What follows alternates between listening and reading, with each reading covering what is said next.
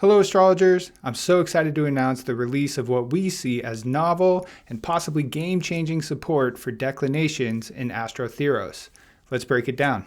For starters, parallel and contra-parallel aspect settings are now available.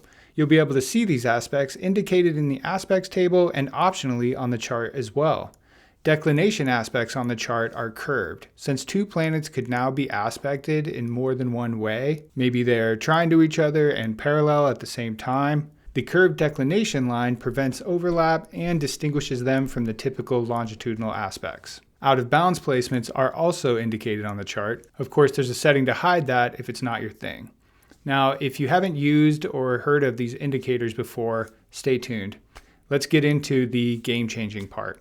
If you tilt the chart vertically, you can now view the stars from a new angle, as if you're going from the typical horizon view of the chart and looking up.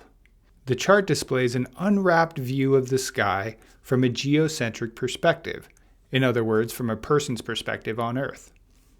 The 0-degree line is the equatorial axis as projected from the center of the Earth. The curved line is the ecliptic. Now you can see how two planets might be parallel or contra-parallel while being in different parts of the zodiac.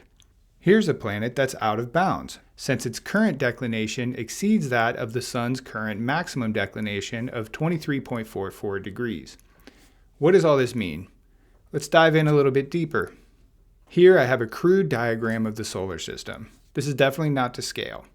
The ecliptic axis represents a sort of disk that's created by drawing a line from the Earth to the Sun and follows the rotation of the Earth around the Sun. The other planets rotate around the Sun on this axis as well, but they're all a little tilted in their own way. The Earth itself is tilted at about 23.44 degrees relative to the ecliptic axis and rotates along that axis. This is of course what causes the seasons as the Earth rotates around the Sun. If we project a line from the middle of the Earth, we get the equatorial axis. This axis serves as a sort of anchor for us Earthlings, where from our perspective, the Sun rises relatively higher in the summer and relatively lower in the winter. When we view an astrology chart, we're seeing the longitudinal positions of planetary bodies along the ecliptic axis relative to our position on Earth. But there's more to the story. When we look up from our position on Earth, we get the declinations. Have you ever looked at a chart and seen two placements that were exactly conjunct, only to go outside and see that they were somewhat far apart from each other? That's because of their declination, or latitudinal position. Declination is just a measure of a planet's latitudinal position relative to our anchor, Earth's equatorial axis.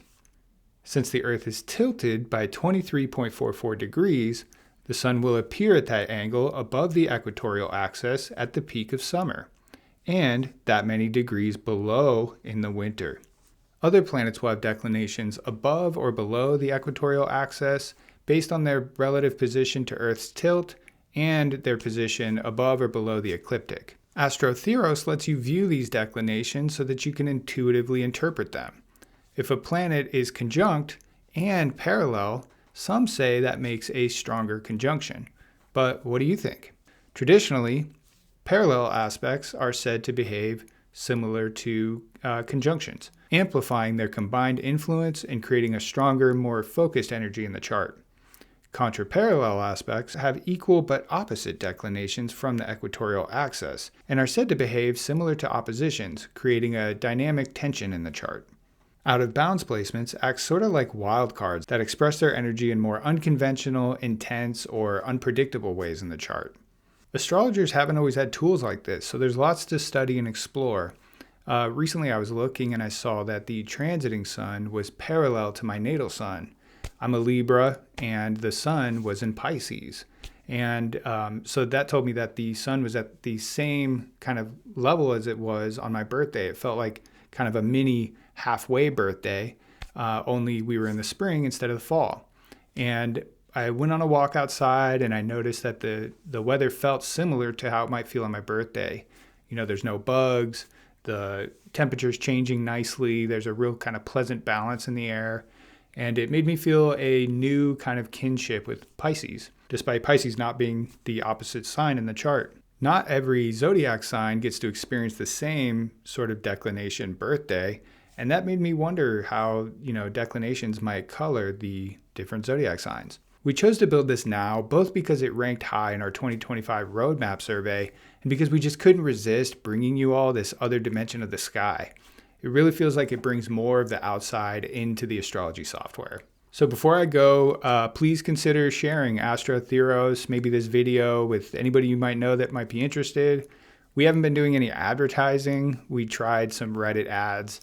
It took a lot of energy and time, and we really want to put all of our resources into the product. And then we just kind of hope that people enjoy it enough that they're willing to share it. Thank you so much, and I hope you enjoy Astrotheoros.